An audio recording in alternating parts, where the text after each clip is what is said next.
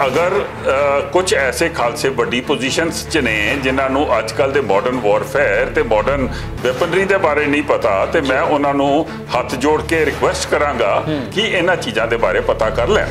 ते हुण सिखां दे सिरां दे उत्ते जिहड़ा गुरु साहिबान वल्लों बख्शिया ताज है, किसी लोहे वर्गी टोपी नूं पहनाउणा, ये साडी पहचान नूं खत्म करन दे तुल होएगा, जिन्हों कदे भी किसी कीमत दे उत्ते पंथ दीआं संस्थावां समुचा गुरु खालसा पंथ बर्दाश्त नहीं करेगा। वो एक हेलमेट नहीं है, वो एक हेडगेयर है, एक ऑपरेशनल हेडगेयर है।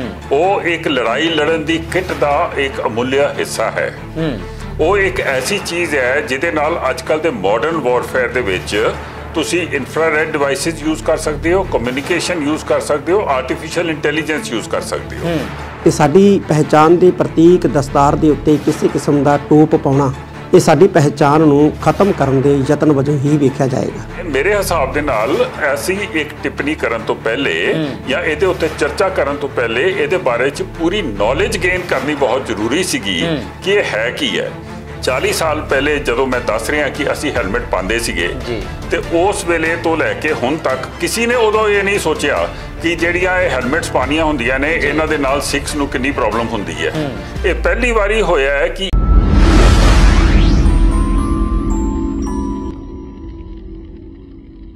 फौज ਦੇ ਵਿੱਚ ਸਿੱਖਾਂ ਲਈ ਹੈਲਮਟ ਦੀ ਵਰਤੋਂ ਨੂੰ ਲੈ ਕੇ ਜੋ ਮੁੱਦਾ ਦਿੱਲੀ ਤੋਂ ਨਿਕਲਿਆ ਹੈ, ਉਹ ਪੰਜਾਬ ਦੇ ਵਿੱਚ ਆ ਕੇ ਬਹੁਤਾ ਗਰਮਾ ਗਿਆ ਹੈ। ਤੁਸੀਂ ਦੇਖ ਰਹੇ ਹੋ ਦ ਖਬਰਸਾਰ ਤੇ ਮੈਂ ਹਾਂ ਤੁਹਾਡੇ ਨਾਲ ਠਾਕੁਰ ਅਮਨਦੀਪ ਸਿੰਘ। ਇਸ ਬਾਰੇ ਅੱਜ ਸਾਡੇ ਨਾਲ ਗੱਲਬਾਤ ਕਰਨ ਦੇ ਲਈ ਮੌਜੂਦ ਨੇ retired colonel ਜੈਬੰਸ Singh ji. Sir ਬਹੁਤ ਸਵਾਗਤ ਹੈ ਤੁਹਾਡਾ। ਥੈਂਕ ਯੂ ਅਮਨਦੀਪ ਜੀ। ਸਰ ਮੈਂ ਸਿੱਧਾ ਸਵਾਲ ਕਰਾਂਗਾ, ਜਥੇਦਾਰ ਸ਼੍ਰੀ ਅਕਾਲ ਤਖਤ ਸਾਹਿਬ ਜੀ ਤੇ SGPC ਪ੍ਰਧਾਨ ਸਾਹਿਬ ਦੋਹਾਂ ਦਾ ਇੱਕੋ ਹੀ ਕਹਿਣਾ ਹੈ कि 5 ਤੋਂ 7 मीटर का सिर्फ एक कपड़ा नहीं, दस्तार गुरु साहिबाना वालों बख्शिया होया ताज है ते यह साडी पहचान का प्रतीक है ते इसनूं खत्म करन दियां साजिशां रचियां जा रही ने। तुसी किवें देखते हो?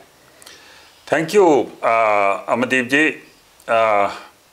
पहली गल तो जिहड़ा तुसी वर्ड यूज़ किया है वो हेलमेट जी, ये जिहड़ी गल दे उत्ते विवाद आ रहा है या जिहड़ी गल दे उत्ते चर्चा हो रही है, मैं विवाद भी नहीं इनू कहांगा, चर्चा हो रही है किसी मिस इनफॉर्मेशन के कारण, वो एक हेलमेट नहीं है, वो एक हेडगेयर है, एक ऑपरेशनल हेडगेयर है। वो एक लड़ाई लड़न दी किट दा एक अमूल्य हिस्सा है। वो एक ऐसी चीज़ है जिहदे नाल अजकल दे मॉडर्न वॉरफेयर दे विच तुसी इंफ्रारेड डिवाइसिस यूज़ कर सकते हो, कम्युनिकेशन यूज़ कर सकते हो, आर्टिफिशियल इंटैलीजेंस यूज़ कर सकते हो। इंटरनैशनली सारिया आर्मीज़ दे कोल सेम काइंड ऑफ हेडगेयर है ते कल दी लड़ाई दे विच तुसी उस हेडगेयर दे विच लड़ाई नहीं लड़ सकते विदाउट दैट बैलिस्टिक हेलमेट। दूजी गल आती है कि ये जिहड़ी गलबात शुरू हुई है, ये गलबात उदों ही शुरू हुई है जदों कि साडे बहुत मानयोग अकाल तख्त दे जथेदार साहब ज्ञानी हरप्रीत सिंह जी ने इहदे उत्ते एक मीडिया दे विच टिप्पणी कीती जी। जो भी क्या ज्ञानी हरप्रीत सिंह जी ने, जो जिन्हां दा मैं बहुत सत्कार करदा, साडे वड्डे ने, वो उन्हां सेंटीमेंट्स दे नाल मैं बहुत हमदर्दी रखना। उन्हां ने बिल्कुल ठीक किया, जिहड़ा साडी दस्तार है ये साडा एक साडी निशानी है, साडा प्रतीक है, पर दस्तार दे उत्ते कोई इहदे विच कोई आंच नहीं आनी, क्योंकि आर्मी दे विच कई किस्म दीयां यूनीफॉर्म्स हुंदियां ने। एक तुहाडी नॉर्मल यूनीफॉर्म हुंदी है जिहड़ी हरे रंग दी तुसी पाई देखदे हो, एक सैरेमोनीअल हुंदी है जिहदे विच सिख रेजिमेंट लाल पगड़ी दे उत्ते वो चक्र भी लगांदी है परेड वास्ते, बिल्कुल। एक कॉम्बैट ड्रेस हुंदा है। इन्हां तिन्नां यूनीफॉर्म्स दे विच ਜਿਹੜੀ दस्तार है वो सिख सजाणगे जिद्दां पहले ही सजांदे ने। ये मैं भ्रम करना चाहना कि तुसी थोड़ी देर के बाद सारे सिख ट्रुप्स नूं देखोगे वो हैलमेट पा के बाजारां दे विच घुमदे होए, ऐसी कोई गल नहीं। ये चीज़ जिहड़ी है ये हेडगेयर सिर्फ ऑपरेशनल परपसिस दे वास्ते है, यानी सिर्फ जंग दे विच, सिर्फ जंग दे विच ऑपरेशनल परपसिस दे वास्ते है। ते ये तुहाडा जिहड़ा पूरा तुहाडी ये किट हैगी है, एक सोल्जर दी नवीं किट हैगी है जिहदे नाल वो कंटैंपरेरी वॉरफेयर लड़दा है, ओहदा एक हिस्सा है। तो मैं तुहानूं ये भी दसना चाहना कि असी फौज दे विच सिर्फ इंडियन आर्मी दे विच नहीं, सारिया फौजां दे विच इस तरीके दियां हेलमेट्स ते इस तरीके दियां हेडगेयर्स बहुत सालों तो पाई जा रहे हैं। मैं आर्मर्ड कोर का अफसर हाँ, 40 ਸਾਲ ਪਹਿਲੇ ਜਦੋਂ ਮੈਂ ਫੌਜ ਜੁਆਇਨ ਕੀਤੀ ਸੀਗੀ ਤੇ ਸਾਡੀ ਜਿਹੜੀ ਰਸ਼ੀਅਨ ਟੀ ਸੀਰੀਜ਼ ਟੈਂਕਸ ਹੈ ਉਹਦਾ ਜਿਹੜਾ ਰੇਡੀਓ ਹੈਡਗੇਅਰ ਹੈ ਉਹ ਇੱਕ ਟੋਪੀ ਦੇ ਵਾਂਗੂ ਸਿਰ ਦੇ ਉੱਤੇ ਫਿੱਟ ਆਉਂਦਾ ਹੈ। ਅੱਛਾ। ਤੇ ਉਹਨੂੰ ਪਾਉਣ ਵਾਸਤੇ ਤੁਸੀਂ ਉਹਦੇ ਥੱਲੇ ਪੱਗ ਨਹੀਂ ਬੰਨ ਸਕਦੇ, ਉਹਦੇ ਥੱਲੇ ਸਾਰੇ ਸਿੱਖ ਜਿਹੜੇ ਨੇ ਉਹ ਪਟਕਾ ਬੰਨ੍ਹਦੇ ਨੇ, ਪਟਕਾ ਬੰਨ ਕੇ ਉਹਨੂੰ ਉੱਤੋਂ ਦੀ ਪਾਉਂਦੇ ਨੇ, ਉਹਨੂੰ ਰੱਖਦੇ ਨੇ। ਤੇ ਉਹਦੇ ਇਲਾਵਾ ਜਦੋਂ ਤੁਸੀਂ 에ਅਰਕ੍ਰਾਫਟ ਦੇ ਵਿੱਚ ਜਾਂਦੇ ਹੋ ਤੇ ਜਿੰਨੇ ਸਾਡੇ ਫਾਈਟਰ ਪਾਇਲਟਸ ਹੈਗੇ ਨੇ, ਸਿੱਖ ਫਾਈਟਰ ਪਾਇਲਟਸ ਨੇ, ਉਹ ਵੀ ਪਟਕੇ ਦੇ ਉੱਤੇ ਆਪਣੀ ਜਿਹੜੀ ਉਹ ਹੈਡਗੇਅਰ ਪਾਉਂਦੇ ਨੇ ਜਿਹਦੇ ਨਾਲ ਉਹ ਕਮਿਊਨੀਕੇਟ ਕਰ ਸਕਦੇ ਨੇ, ਤੇ ਜਿਹੜੀ ਉਹਦੇ ਨਾਲ ਦੀ ਹੈਗੀ ਹੈ। 1990 ਤੋਂ 1990 ਤੋਂ ਆਰਮੀ ਦੇ ਵਿੱਚ ਇੱਕ ਬੁਲਟ ਪ੍ਰੂਫ ਪਰਕਾ ਆ ਗਿਆ ਹੋਇਆ, ਜਿਹੜਾ ਕਿ ਤੁਸੀਂ ਬਹੁਤ ਵਾਰ ਦੇਖਦੇ ਹੋਗੇ ਜਵਾਨਾਂ ਨੇ ਪਾਇਆ ਹੋਇਆ। ਉਹ ਇੱਥੋਂ ਦੀ ਤੁਹਾਡਾ ਮੱਥਾ ਕਵਰ ਕਰਦਾ ਹੈ ਸਿਰ ਤੋਂ, ਉਹ ਮੱਥੇ ਵਾਲਾ ਜਿਹੜਾ ਉਹਦਾ ਹਿੱਸਾ ਹੁੰਦਾ ਹੈ ਉਹ ਬੁਲਟ ਪ੍ਰੂਫ ਹੁੰਦਾ ਹੈ। ਸੋ ਸਾਡੇ ਜਿੰਨੇ ਸਾਡੇ ਸਿੱਖ ਸੋਲਜਰਸ ਨੇ ਜਦੋਂ ਉਹ ਇਨਸਰਜੈਂਸੀ ਦੇ ਉੱਤੇ ਹੁੰਦੇ ਨੇ ਜਾਂ ਲਾਈਨ ਆਫ ਕੰਟਰੋਲ 'ਚ ਹੁੰਦੇ ਨੇ ਤੇ ਉਹ ਉਹੀ ਪਰਕਾ ਪਾਉਂਦੇ ਨੇ, ਉਹਦੇ ਬਗੈਰ ਉਹ ਲੜਾਈ ਦੇ ਵਿੱਚ ਉਹਨਾਂ ਵਾਸਤੇ ਬਹੁਤ ਖਤਰਾ ਹੈ। ਲਾਸਟਲੀ ਅਗਰ ਤੁਸੀਂ ਹਾਈ ਐਲਟੀਟਿਊਡ 'ਚ ਚਲੇ ਜਾਂਦੇ ਹੋ ਤੇ ਉੱਥੇ ਪੱਗ ਦੇ ਨਾਲ -50 ਡਿਗਰੀ -25 ਡਿਗਰੀ ਦੇ ਵਿੱਚ ਪੱਗ ਦੇ ਨਾਲ ਤੁਹਾਡੇ ਕੋਲੋਂ ਜਿਹੜੀ ਹਵਾ ਹੈ ਉੱਥੋਂ ਦੀ ਉਹਨੂੰ ਤੁਸੀਂ ਰੋਕ ਨਹੀਂ ਸਕਦੇ। ਸਪੈਸ਼ਲ ਬਲਕਲਾਵਾਜ਼ ਹੁੰਦੇ ਨੇ ਉੱਥੇ ਤੇ ਸਾਰੇ ਟਰੂਪਸ ਨੂੰ ਸਿੱਖ ਇਨਕਲੂਡਡ ਉਹ ਬਲਕਲਾਵਾਜ਼ ਪਾਣੇ ਪੈਂਦੇ ਨੇ। ਹੁਣ ਇਹ ਜਿਹੜੇ ਸਿੱਖਸ ਦੀ ਮੈਂ ਗੱਲ ਕਰ ਰਿਹਾ ਇਹ ਪਿਓਰ ਰੈਜੀਮੈਂਟਸ ਦੇ ਸਿੱਖਸ ਵੀ ਨੇ। ਆਰਮਡ ਕੋਰ ਦੇ ਵਿੱਚ ਜਿਹੜਾ ਮੈਂ ਤੁਹਾਨੂੰ ਗੱਲ ਕਰ ਰਿਹਾ ਸੀਗਾ, ਆਰਮਡ ਕੋਰ ਦੇ ਵਿੱਚ 6 ਸਕੁਆਡਰਨਸ ਨੇ, ਪੂਰੀਆਂ ਸਕੁਆਡਰਨ। ਇੱਕ ਸਕੁਆਡਰਨ ਦੇ ਵਿੱਚ 125 ਬੰਦੇ ਹੁੰਦੇ ਨੇ, 4 ਸਕੁਆਡਰਨਸ ਦੀ ਬਣਦੀ ਹੈ ਤੇ ਪੂਰੀਆਂ 6 ਸਕੁਆਡਰਨਸ ਹੈਗੀਆਂ ਨੇ ਆਰਮਡ ਕੋਰ ਦੇ ਵਿੱਚ। ਤੁਸੀਂ ਦੇਖੋ ਕਿੰਨੇ ਤੁਹਾਡੇ ਫਾਈਟਰ ਪਾਇਲਟ ਨੇ। ਸਾਡੇ 에ਅਰ ਮਾਰਸ਼ਲ ਧਨੋਆ ਸਾਹਿਬ ਜੋ ਕਿ ਇੱਕ ਸੰਪੂਰਨ ਸਿੱਖ ਨੇ, ਉਹਨਾਂ ਨੇ ਪੂਰੀ ਜ਼ਿੰਦਗੀ ਉੱਥੇ ਫਾਈਟ ਕੀਤਾ ਹੈ, 에ਅਰ ਫੋਰਸ ਦੇ ਵਿੱਚ ਫਾਈਟਰ ਪਾਇਲਟ ਰਹੇ ਨੇ। ਤੇ ਇਹ ਚੀਜ਼ਾਂ ਜਿਹੜੀਆਂ ਨੇ ਮੇਰੇ ਹਿਸਾਬ ਦੇ ਨਾਲ ਐਸੀ ਇੱਕ ਟਿੱਪਣੀ ਕਰਨ ਤੋਂ ਪਹਿਲੇ ਜਾਂ ਇਹਦੇ ਉੱਤੇ ਚਰਚਾ ਕਰਨ ਤੋਂ ਪਹਿਲੇ ਇਹਦੇ ਬਾਰੇ 'ਚ ਪੂਰੀ ਨੌਲੇਜ ਗੇਨ ਕਰਨੀ ਬਹੁਤ ਜ਼ਰੂਰੀ ਸੀਗੀ ਕਿ ਇਹ ਹੈ ਕੀ ਹੈ। ਅਗਰ ਫੌਜ ਤੋਂ ਨਹੀਂ ਸੀ ਨੌਲੇਜ ਗੇਨ ਕਰਨੀ ਤੇ ਇੱਥੇ ਬਹੁਤ ਸਾਰੇ ਸਿੱਖ ਰੈਜੀਮੈਂਟ ਦੇ ਸਿੱਖ ਆਫੀਸਰਸ ਜਿਹੜੇ ਸਿੱਖ ਰੈਜੀਮੈਂਟ ਦੇ ਕਰਨਲ ਆਫ ਦਾ ਰੈਜੀਮੈਂਟਸ ਨੇ, ਨਾਲ ਹੀ ਜਨਰਲ ਬਿਕਰਮ ਸਿੰਘ ਬੈਠੇ ਹੋਏ ਨੇ ਜੋ ਕਿ ਸਿੱਖ ਅਲਾਈ ਦੇ ਨੇ ਤੇ ਉੱਤੋਂ ਦੀ ਆਰਮੀ ਚੀਫ ਵੀ ਰਹੇ ਨੇ। ਉਹਨਾਂ ਦੀ ਸਲਾਹ ਮਸ਼ਵਰਾ ਤੇ ਲੈਣਾ ਬਹੁਤ ਜ਼ਰੂਰੀ ਸੀਗਾ ਕਿ ਇਹਦੇ ਬਾਰੇ ਟੈਕਨੀਕਲੀ ਤੇ ਆਪਰੇਸ਼ਨਲੀ ਤੁਸੀਂ ਕੀ ਕਹਿਣਾ ਚਾਹੁੰਦੇ ਹੋ, ਕਿੱਦਾਂ ਸਿੱਖਾਂ ਦੇ ਸੈਂਟੀਮੈਂਟਸ ਇਹਦੇ ਨਾਲ ਇਨਵੋਲਵ ਨੇ। ਪਰ ਚਲੋ ਹੁਣ ਮੈਂ ਤੁਹਾਨੂੰ ਇਹ ਸਾਰੀਆਂ ਗੱਲਾਂ ਕਲੀਅਰ ਕਰ ਦਿੱਤੀਆਂ ਨੇ। ਤੁਸੀਂ ਕਿਹਾ, ਸੌਰੀ ਇੰਟਰਪਟ ਕਰਾਂ, ਤੁਸੀਂ ਕਿਹਾ ਵੀ ਇਹ ਵਿਵਾਦ ਨਹੀਂ ਚਰਚਾ ਹੈ, ਪਰ ਜਿਸ ਤਰੀਕੇ ਦੇ ਬਿਆਨ ਆ ਰਹੇ ਨੇ ਇਸ ਨੂੰ ਇੱਕ ਫੌਜ ਦੇ ਨਾਲ ਜੁੜਿਆ ਹੋਇਆ ਜਾਂ ਲਾਈਫ ਸੇਵਿੰਗ ਇੱਕ ਤੁਸੀਂ ਕਹਿ ਸਕਦੇ ਹੋ ਵੀ ਇਹ ਇੱਕ ਪਾਰਟ ਮੰਨਣ ਦੀ ਬਜਾਏ ਇੱਕ ਵਿਵਾਦ ਦੀ ਤਰ੍ਹਾਂ ਪੇਸ਼ ਕੀਤਾ ਜਾ ਰਿਹਾ ਹੈ ਵੀ ਧਰਮ ਤੇ ਸਾਡੀ ਧਾਰਮਿਕ ਪਹਿਚਾਣ ਤੇ ਹਮਲਾ ਹੈ। ਉਹ ਕਿਉਂ? ਉਹ ਮੈਂ ਪਹਿਲੇ ਵੀ ਤੁਹਾਨੂੰ ਦੱਸਿਆ ਕਿ because of lack of understanding of the issue, ਇਸੇ ਵਾਸਤੇ ਮੈਂ ਇਸ ਇਸ਼ੂ ਦੇ ਆਪਰੇਸ਼ਨਲ ਤੇ ਟੈਕਨੀਕਲ ਐਸਪੈਕਟਸ ਤੇ ਉਹ ਸਾਰੇ ਐਸਪੈਕਟਸ ਨੂੰ ਕਲੈਰੀਫਾਈ ਕਰਨ ਦੀ ਕੋਸ਼ਿਸ਼ ਕਰ ਰਿਹਾ ਕਿ ਅਗਰ lack of understanding, ਪਹਿਲੀ ਗੱਲ ਤੇ ਕਿਸੇ ਵੀ ਸਿੱਖ ਨੂੰ ਮੇਰੇ ਹਿਸਾਬ ਦੇ ਨਾਲ ਕਿਸੇ ਵੀ ਖਾਲਸੇ ਨੂੰ ਹਰ ਹਥਿਆਰ ਦੀ ਨੌਲੇਜ ਹੋਣੀ ਚਾਹੀਦੀ ਹੈ, ਕਿਉਂਕਿ ਸਾਡੇ ਗੁਰੂਆਂ ਨੇ ਸਾਨੂੰ ਇਹ ਸਭ ਤੋਂ ਪਹਿਲੀ ਹਦਾਇਤ ਇਹੀ ਬਖਸ਼ੀ ਸੀਗੀ ਕਿ ਤੁਸੀਂ ਆਪਣੇ ਆਪ ਨੂੰ ਅਪਗ੍ਰੇਡਡ ਰੱਖੋ। ਤੇ ਅਗਰ ਕੁਝ ਐਸੇ ਖਾਲਸੇ ਵੱਡੀ ਪੋਜੀਸ਼ਨਸ 'ਚ ਨੇ ਜਿਨ੍ਹਾਂ ਨੂੰ ਅੱਜ ਕੱਲ੍ਹ ਦੇ ਮਾਡਰਨ ਵਾਰਫੇਅਰ ਤੇ ਮਾਡਰਨ ਵੈਪਨਰੀ ਦੇ ਬਾਰੇ ਨਹੀਂ ਪਤਾ, ਤੇ ਮੈਂ ਉਹਨਾਂ ਨੂੰ ਹੱਥ ਜੋੜ ਕੇ ਰਿਕੁਐਸਟ ਕਰਾਂਗਾ ਕਿ ਇਹਨਾਂ ਚੀਜ਼ਾਂ ਦੇ ਬਾਰੇ ਪਤਾ ਕਰ ਲੈਣ, ਕਿਉਂਕਿ ਲੜਾਈ ਜਿਹੜੀ ਹੈ ਉਹ ਕਿਸੇ ਜ਼ਮਾਨੇ 'ਚ ਕਿਸੇ ਤਰੀਕੇ ਦੀ ਹੁੰਦੀ ਸੀਗੀ, ਹੁਣ ਕਿਸੇ ਹੋਰ ਤਰੀਕੇ ਦੇ ਉੱਤੇ ਚਲੇ ਗਈ ਹੈ। ਮੈਂ ਤੇ ਇਹ ਵੀ ਕਹਾਂਗਾ ਕਿ SGPC ਨੂੰ ਤੇ ਅਕਾਲ ਤਖਤ ਨੂੰ ਆਪਣੇ ਉੱਥੇ ਇੱਕ ਸੈੱਲ ਖੋਲਣਾ ਚਾਹੀਦਾ ਹੈ ਜਿਹਦੇ ਵਿੱਚ ਸਿਰਫ ਜਿਹੜੇ ਸਾਡੇ ਸੋਲਜਰਸ ਨੇ ਉਹਨਾਂ ਦੀਆਂ ਗੱਲਾਂ ਦੇ ਬਾਰੇ ਪਤਾ ਲੱਗੇ। ਜਥੇਦਾਰ ਅਕਾਲ ਤਖਤ ਨੂੰ ਕਦੀ ਜਾਣਾ ਚਾਹੀਦਾ ਹੈ ਰਾਮਗੜ੍ਹ ਦੇ ਵਿੱਚ ਜਿੱਥੇ ਇਹਨਾਂ ਦੀ ਟ੍ਰੇਨਿੰਗ ਸੈਂਟਰ ਹੁੰਦੀ ਹੈ, ਜਾਂ ਕੋਈ ਸਿੱਖ ਰੈਜੀਮੈਂਟ ਨੂੰ ਵੀ ਜਾਣਾ ਚਾਹੀਦਾ ਹੈ, ਕਿਉਂਕਿ ਆਫਟਰ ਆਲ ਜਿਹੜਾ ਸਾਡਾ ਪਹਿਲਾ ਕੰਮ ਹੈ ਉਹ ਤੇ ਸੋਲਜਰਿੰਗ ਹੈ ਨਾ ਇੱਕ ਖਾਲਸੇ ਦਾ। ਬਾਅਦ ਦੇ ਵਿੱਚ ਸਾਰਾ ਕੁਝ ਆਉਂਦਾ ਹੈ ਤੇ ਤੁਹਾਨੂੰ ਸੋਲਜਰਸ ਦੇ ਬਾਰੇ ਪੂਰੀ ਇਨਫੋਰਮੇਸ਼ਨ, ਉਹਨਾਂ ਦੀ ਲਾਈਫ ਦੇ ਬਾਰੇ, ਉਹਨਾਂ ਦੇ ਆਪਰੇਸ਼ਨਸ ਦੇ ਬਾਰੇ ਸਾਰਾ ਕੁਝ ਪਤਾ ਹੋਣਾ ਚਾਹੀਦਾ। ਹੁਣ ਇਹਨਾਂ ਚੀਜ਼ਾਂ ਦੇ ਬਾਰੇ ਤੁਸੀਂ ਗੱਲ ਕਰ ਰਹੇ ਹੋ ਜੋ ਕਿ ਟੈਕਨੀਕਲੀ ਤੁਹਾਨੂੰ ਉਹਦੀ ਨੌਲੇਜ ਨਹੀਂ ਹੈ ਤੇ ਫਿਰ ਕਿੱਦਾਂ ਚੱਲੇਗਾ?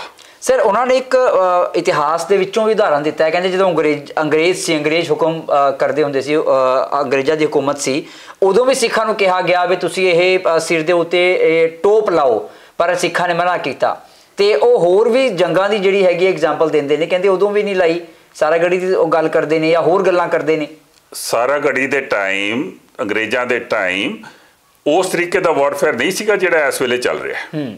ਤੇ ਇਸ ਵੇਲੇ ਜਿਹੜੇ pin pointed laser guided weapons ਹੈਗੇ ਨੇ, ਸਾਰੇ ਆਰਟੀਫੀਸ਼ੀਅਲ ਇੰਟੈਲੀਜੈਂਸ ਦੇ ਨਾਲ ਚੱਲਦੇ ਨੇ।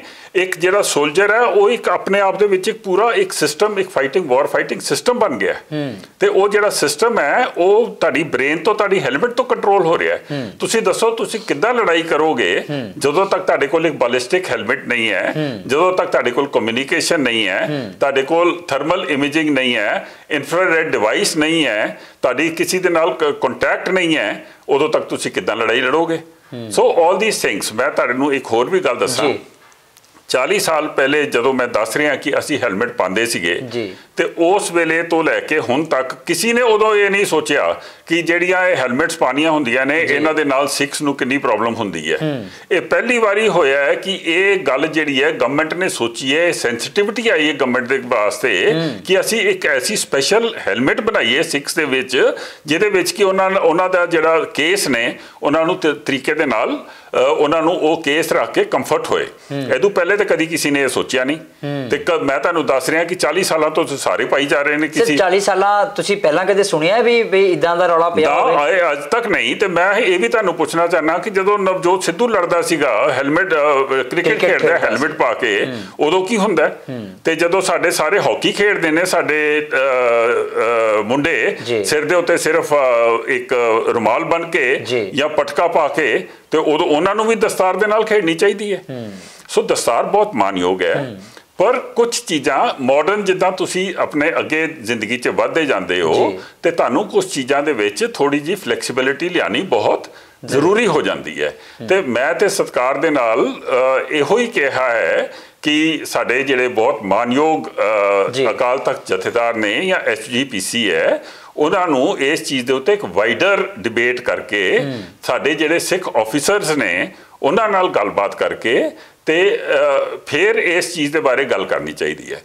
As for as the government is concerned, government ਤੇ ਹਮੇਸ਼ਾ ਸੈਂਸਿਟਿਵ ਰਹਿੰਦੀ ਹੈ ਕਿ ਕੀ ਕਿਹਾ ਹੈ, ਕਿ ਕਿਸੇ ਦੇ ਮਨ ਦੇ ਵਿੱਚ ਕੋਈ ਅਸ਼ੰਕਾ ਆਏ, ਜਾਂ ਆਰਮੀ ਜਿਹੜੀ ਹੈ ਉਹ ਰਿਲੀਜੀਅਸ ਸੈਂਟੀਮੈਂਟਸ ਦੇ ਵਾਸਤੇ ਬਹੁਤ ਸੈਂਸਿਟਿਵ ਰਹਿੰਦੀ ਹੈ।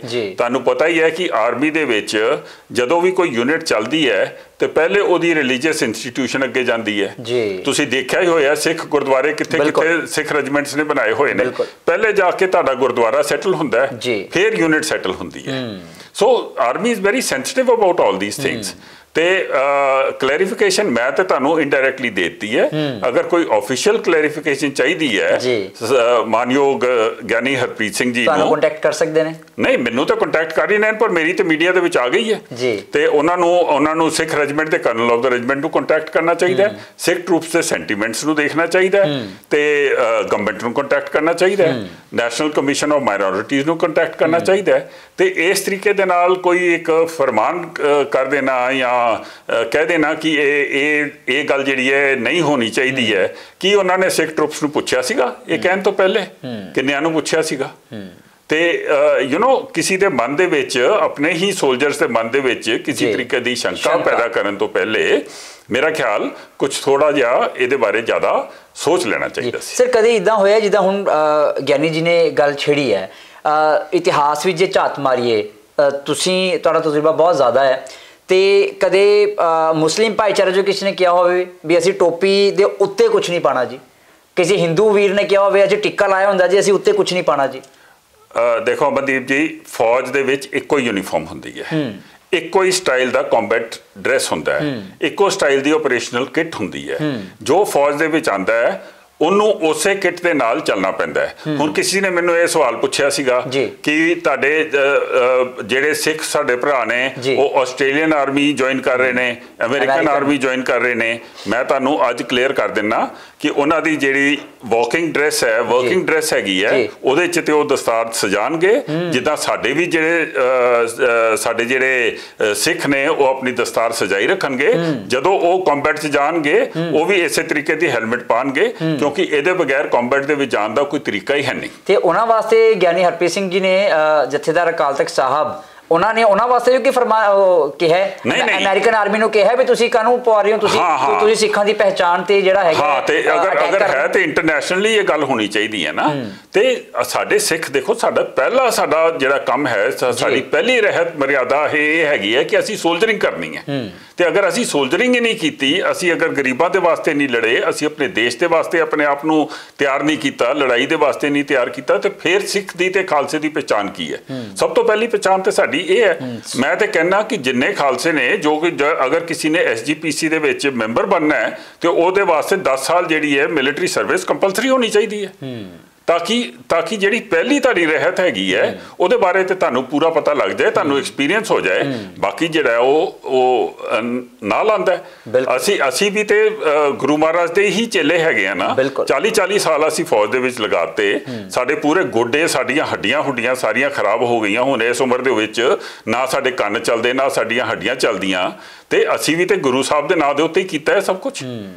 ਆਪਣੀ ਸਿੱਖੀ ਦੇ ਨਾਂ ਤੇ ਕੀਤਾ ਹੈ, ਆਪਣੀ ਸ਼ਾਨ ਦੇ ਵਾਸਤੇ ਕੀਤਾ ਹੈ, ਆਪਣੀ ਖਾਲਸਾ, ਆਪਣੀ ਸਿੱਖ ਕੌਮ, ਆਪਣੀ ਪੰਜਾਬੀ ਕੌਮ ਦੇ ਵਾਸਤੇ ਅਸੀਂ ਸਭ ਕੁਝ ਕੀਤਾ ਹੈ। ਨਹੀਂ ਤਾਂ ਜੌਬ ਤੇ ਅਸੀਂ ਕੁਝ ਹੋਰ ਵੀ ਲੈ ਸਕਦੇ ਸੀਗੇ।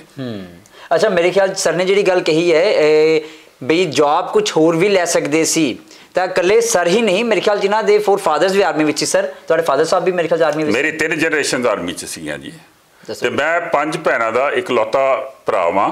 ਫਿਰ ਵੀ ਸਾਡੇ ਘਰ ਦੇ ਵਿੱਚ ਫੌਜ 'ਚ ਜਾਣ ਦੀ ਪਰੰਪਰਾ ਸੀਗੀ। ਉਸ ਪਰੰਪਰਾ ਨੂੰ ਕਾਇਮ ਰੱਖਣ ਵਾਸਤੇ ਮੇਰੇ ਫਾਦਰ ਨੇ ਮੈਨੂੰ ਕਿਹਾ ਸੀਗਾ ਫੌਜ 'ਚ ਜਾਣ ਵਾਸਤੇ। ਅਦਰਵਾਈਜ਼ ਮੈਂ ਤੇ ਇਕਨੋਮਿਕਸ ਤੇ ਰਾਈਟਿੰਗ ਦੇ ਵਿੱਚ ਬਹੁਤ ਸ਼ੌਕੀਨ ਸੀਗਾ। ਇਸੇ ਵਾਸਤੇ ਮੈਂ ਆਪਣਾ ਸੈਕੰਡ ਕੈਰੀਅਰ ਜਿਹੜਾ ਹੈ ਉਹ ਜਰਨਲਿਜ਼ਮ ਦੇ ਵਿੱਚ ਕੀਤਾ ਹੈ। 30 ਸਾਲ ਜਿਹੜੇ ਨੇ ਫੌਜ ਦੇ ਵਿੱਚ ਲਗਾ ਕੇ ਉਹਦੇ ਬਾਅਦ ਆ ਕੇ ਮੈਂ ਆਪਣਾ ਉਹ ਵਾਲਾ ਸ਼ੌਕ ਪੂਰਾ ਕੀਤਾ ਹੈ ਜੋ ਕਿ ਮੈਂ ਪਹਿਲੇ ਕਰਨਾ ਚਾਹੁੰਦਾ ਸੀਗਾ, ਲਿਖਣ ਦਾ। ਕਈ ਕਿਤਾਬਾਂ ਮੈਂ ਲਿਖ ਦਿੱਤੀਆਂ ਨੇ, ਕਈ ਕੁਝ ਕਰ ਦਿੱਤਾ ਹੈ। क्या बात है सर। मैं एक बार चाहांगा भी ਜਿਹੜਾ ਤੁਸੀਂ ਹੈਡਗੇਅਰ ਜਿਹੜਾ ਨਵਾਂ ਹੁਣ ਆ ਰਿਹਾ ਹੈ ਉਹਦੇ ਥੋੜੇ ਟੈਕਨੀਕਲੀ ਸਮਝਾ ਸਕਦੇ ਹੋ, ਉਹਦੇ ਵਿੱਚ ਕੀ ਕੁਝ ਰਹਿਣ ਵਾਲਾ ਹੈ, ਕਿਵੇਂ ਦਾ ਹੋਏਗਾ, ਉਸ ਤੋਂ ਬਿਨਾ ਇੱਕ ਫੌਜੀ ਕਿੰਨਾ ਸੰਪੂਰਨ ਹੋ ਸਕਦਾ ਹੈ? ਤੁਸੀਂ ਅਮਨਦੀਪ ਜੀ ਕਈ ਵਾਰ ਮੂਵੀਜ਼ 'ਚ ਦੇਖਿਆ ਹੋਏਗਾ, ਕਈ ਚੀਜ਼ਾਂ 'ਚ ਦੇਖਿਆ ਹੈ ਕਿ ਉਹ ਹੈਡਗੇਅਰ ਦੇ ਉੱਤੋਂ ਦੀ ਇਦਾਂ ਇੱਕ ਚੀਜ਼ ਉਤਾਰਦੇ ਨੇ, ਆਪਣੀਆਂ ਅੱਖਾਂ ਤੇ ਲਗਾ ਦਿੰਦੇ ਨੇ। ਉਹ ਇਨਫਰਾਰੈਡ ਹੁੰਦਾ ਹੈ, ਉਹ ਥਰਮਲ ਇਮੇਜਿੰਗ ਹੈ। ਉਹਦੇ ਨਾਲ ਤੁਸੀਂ ਰਾਤ ਦੇ ਟਾਈਮ ਤੁਸੀਂ ਦੇਖ ਸਕਦੇ ਹੋ। ਹੁਣ ਤੇ ਐਡਾ ਜ਼ਿਆਦਾ ਸੋਫਿਸਟੀਕੇਟਡ ਹੋ ਜਾਣਾ ਹੈ ਸਭ ਕੰਮ। ਪਹਿਲੇ ਹੁਕਮ ਜਿਹੜੇ ਸੀਗੇ ਉਹ ਬਾਈ ਵਰਡ ਆਫ ਮਾਊਥ ਪਾਸ ਹੁੰਦੇ ਸੀਗੇ ਜਾਂ ਰੇਡੀਓ ਸੈੱਟ ਤੇ ਹੁੰਦੇ ਸੀਗੇ। ਹੁਣ ਛੋਟੀ ਜਿਹੀ ਚਿਪ ਦੇ ਵਿੱਚ ਤੁਹਾਡੇ ਕੰਨ ਦੇ ਵਿੱਚ ਡਾਇਰੈਕਟਲੀ ਇੱਕ ਹੁਕਮ ਆ ਜਾਂਦਾ ਹੈ। ਉਹ ਸਾਰੀਆਂ ਚੀਜ਼ਾਂ ਜਿਹੜੀਆਂ ਨੇ ਉਹ ਇਹ ਹੈਲਮਟ ਦੇ ਵਿੱਚ ਹੀ ਹੁੰਦੀਆਂ ਨੇ। ਅੱਗੇ ਆਰਟੀਫਿਸ਼ੀਅਲ ਇੰਟੈਲੀਜੈਂਸ ਆ ਜਾਏਗੀ ਇਸ ਹੈਲਮਟ ਦੇ ਵਿੱਚ। ਉਹਦਾ ਮਤਲਬ ਹੈ ਕਿ ਅਗਰ ਉੱਤੇ ਤੁਹਾਡਾ ਡਰੋਨ ਚੱਲ ਰਿਹਾ ਹੈ, ਉਹ ਜਿਹੜੀਆਂ ਫੋਟੋਆਂ ਕਰ ਰਿਹਾ ਹੈ, ਉਹ ਤੁਹਾਡੇ ਅੱਗੇ ਜਿਹੜਾ IR ਹੈ ਉਹਦੇ ਵਿੱਚ ਸਾਰੀਆਂ ਫੋਟੋਆਂ ਆ ਜਾਣਗੀਆਂ। ਤੁਹਾਨੂੰ ਅੱਗੇ ਦੀ ਜਿਹੜੀ ਬੈਟਲਫੀਲਡ ਹੈ ਉਹ ਬਿਲਕੁਲ ਆਸਾਨੀ ਦੇ ਨਾਲ ਨਜ਼ਰ ਆਏਗੀ। ਵੈਪਨਰੀ ਬਹੁਤ ਲੀਥਲ ਹੁੰਦੀ ਜਾ ਰਹੀ ਹੈ। ਤੁਸੀਂ ਪਿਨ ਪੁਆਇੰਟ ਕਰਕੇ ਬੰਦੇ ਦੇ, ਮਤਲਬ ਤੁਸੀਂ ਦੇਖੋ, ਤੁਸੀਂ ਬੁਲੇਟ ਪ੍ਰੂਫ ਜੈਕਟ ਪਾਈ ਹੋਈ ਹੈ, ਇੱਕ ਬੰਦਾ ਪੂਰਾ ਕਵਰਡ ਹੈ, ਤੇ ਅਗਰ ਤੁਹਾਡਾ ਹੈਡ ਹੀ ਨਹੀਂ ਕਵਰਡ ਹੈ ਤੇ ਉਹ ਪਿਨ ਪੁਆਇੰਟ ਕਰਕੇ ਤੁਹਾਡੇ ਸਿਰ ਦੇ ਉੱਤੇ, ਪੁਆਇੰਟ ਦੇ ਉੱਤੇ ਤੁਹਾਡੀਆਂ 2 ਭਰਵੱਟਿਆਂ ਦੇ ਵਿੱਚ ਗੋਲੀ ਮਾਰ ਸਕਦੇ ਨੇ। And that also from 500 metres. ਹਾਂਜੀ, ਤੇ ਇਹਨਾਂ ਚੱਕਰਾਂ ਐਸੀ ਸੋਫਿਸਟੀਕੇਟਡ ਰੋਜ਼ ਬਾਏ ਰੋਜ਼ ਇਹ ਚੀਜ਼ਾਂ ਵੱਧਦੀਆਂ ਜਾ ਰਹੀਆਂ ਨੇ। ਜਦੋਂ ਤੱਕ ਤੁਸੀਂ ਇਹਨਾਂ ਦੇ ਨਾਲ ਪੇਸ ਨਹੀਂ ਰੱਖੋਗੇ, ਤੁਸੀਂ ਮਾਡਰਨ ਵਾਰਫੇਅਰ ਲੜ ਹੀ ਨਹੀਂ ਸਕਦੇ। It is not possible. ਤੇ ਹੈਡਗੇਅਰ ਤਾਂ ਉਹਦੇ ਵਿੱਚ ਇੱਕ ਚੀਜ਼ ਹੈ, ਹੋਰ ਵੀ ਬਹੁਤ ਕੁਝ ਹੈ। ਸਾਡੇ ਨਾਲ ਗੱਲਬਾਤ ਕਰਨ ਲਈ ਬਹੁਤ-ਬਹੁਤ ਧੰਨਵਾਦ ਸਰ। ਇਹ ਸਨ ਕਰਨਲ ਜੈਬਨ ਸਿੰਘ ਜੀ, ਜਿਨ੍ਹਾਂ ਨੇ ਮੇਰੇ ਖਿਆਲ ਕਾਫੀ ਟੈਕਨੀਕਲਿਟੀਜ਼ ਦੇ ਨਾਲ ਸਮਝਾਉਣ ਦੀ ਕੋਸ਼ਿਸ਼ ਕੀਤੀ ਹੈ ਕਿ ਅੱਜ ਤੋਂ ਹੀ ਨਹੀਂ, ਜਦੋਂ ਸਰ ਨੇ ਵੀ ਆਰਮੀ ਜੁਆਇਨ ਕੀਤੀ ਸੀ 40 ਸਾਲ ਪਹਿਲਾਂ, ਉਦੋਂ ਤੋਂ ਹੀ ਜੋ ਹੈਲਮਟ ਕਹਿ ਲਓ ਜਾਂ ਹੈਡਗੇਅਰ ਕਹਿ ਲਓ, ਉਸ ਦੀ ਵਰਤੋਂ ਕੀਤੀ ਜਾ ਰਹੀ ਹੈ। ਨਾਲੇ ਇਹ ਨਹੀਂ ਬਈ 24 ਘੰਟੇ ਇਸ ਨੂੰ ਪਾ ਕੇ ਰੱਖਣਾ ਹੈ। ਜਦੋਂ ਆਪਰੇਸ਼ਨ ਤੇ ਕਿਤੇ ਜਾਣਾ ਹੈ, ਫੌਜੀ ਨੇ, ਕਿਸੇ ਜਵਾਨ ਨੇ, ਉਦੋਂ ਹੀ ਇਸ ਦੀ ਵਰਤੋਂ ਕੀਤੀ ਜਾਂਦੀ। ਨਾਲੇ ਪਹਿਲਾਂ ਤੇ ਹੁਣ ਵਾਲੇ ਹੈਡਗੇਅਰ ਦੇ ਵਿੱਚ ਬਹੁਤ ਫਰਕ ਹੈ, ਕਿਉਂਕਿ ਹੁਣ ਬਹੁਤ ਜ਼ਿਆਦਾ ਸੋਫਿਸਟੀਕੇਟਡ, ਜਿਵੇਂ ਸਰ ਨੇ ਦੱਸਿਆ ਹੈ, ਬਹੁਤ ਕੁਝ ਹੈ। ਲਾਈਫ ਸੇਵਿੰਗ ਹੈਡਗੇਅਰ ਵੀ ਇਸ ਨੂੰ ਕਿਹਾ ਜਾ ਸਕਦਾ ਹੈ। ਨਾਲੇ ਜੇ ਇਸ਼ੂ ਇੱਕ ਬਣਾਉਣਾ ਹੀ ਹੈ ਤਾਂ ਜਦੋਂ, ਜਿਵੇਂ ਸਰ ਨੇ ਵੀ ਗੱਲ ਕੀਤੀ ਹੈ, ਨਵਜੋਤ ਸਿੰਘ ਸਿੱਧੂ ਹੁਣੇ ਖੇਡਦੇ ਸੀ ਇੰਡੀਆ ਦੇ ਲਈ, ਬੜਾ ਮਾਣ ਇੰਡੀਆ ਦਾ ਵਧਾਇਆ ਹੈ, ਉਦੋਂ ਗੱਲ ਕਿਉਂ ਨਹੀਂ ਹੋਈ? ਹਰਭਜਨ ਸਿੰਘ ਖੇਡਦੇ ਰਹੇ, ਉਦੋਂ ਗੱਲ ਕਿਉਂ ਨਹੀਂ ਹੋਈ? ਜਾਂ ਫਿਰ ਉਸ ਤੋਂ ਇਲਾਵਾ ਜੋ ਅਮਰੀਕਨ ਆਰਮੀ ਦੇ ਵਿੱਚ ਸਾਡੇ ਸਿੱਖ ਭਰਾ ਨੇ, ਕੈਨੇਡੀਅਨ ਆਰਮੀ ਦੇ ਵਿੱਚ ਸਾਡੇ ਸਿੱਖ ਭਰਾ ਨੇ, ਕਿ ਉਹ ਇਸ ਨਵੀਂ ਟੈਕਨੋਲੋਜੀ ਦੇ ਨਾਲ ਬਦਲਦੇ ਹੋਏ ਯੁੱਗ ਦੇ ਵਿੱਚ ਇਸ ਹੈਡਗੇਅਰ ਦੀ ਵਰਤੋਂ ਨਹੀਂ ਕਰਦੇ ਹੋਣਗੇ ਡਿਊਰਿੰਗ ਆਪਰੇਸ਼ਨਸ? ਕਿ ਉੱਥੇ ਤੱਕ ਨਜ਼ਰ ਨਹੀਂ ਗਈ? ਜੇ ਨਹੀਂ ਗਈ ਤਾਂ ਕਿਉਂ ਨਹੀਂ ਗਈ?